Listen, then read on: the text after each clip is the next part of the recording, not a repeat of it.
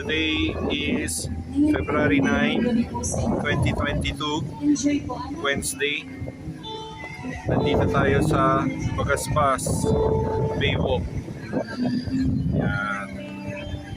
Ito daw ang sinasabi nilang longest boulevard in the Philippines, ang Corazon Aquino Boulevard.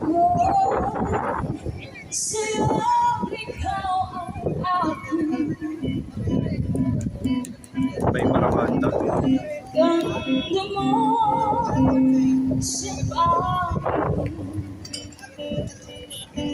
Lakas ng hangin.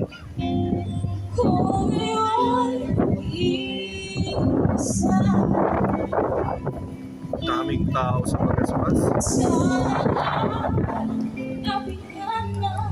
Ang laki na ng pinagbago ng Bagasbas. Dati ang dilim-dilim nito.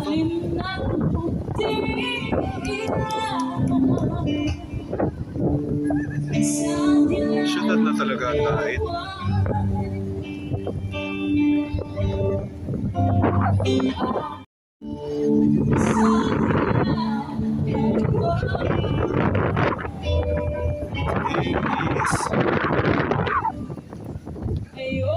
Wednesday,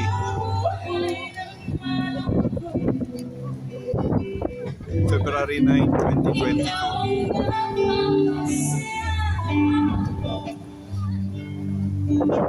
Nandito tayo sa Bagasbas Beach, Bagasbas Baywalk.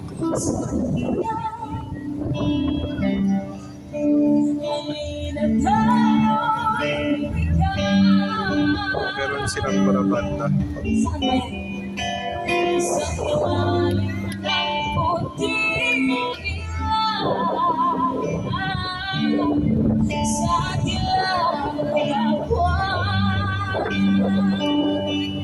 Lakas ng hangin.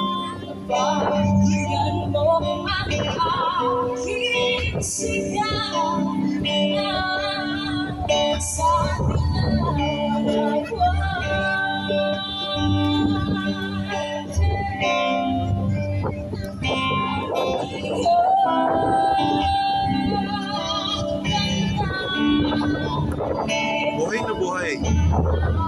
Buhay na buhay ng Bagasbas. Ang daming tao. Yun ang upang namin.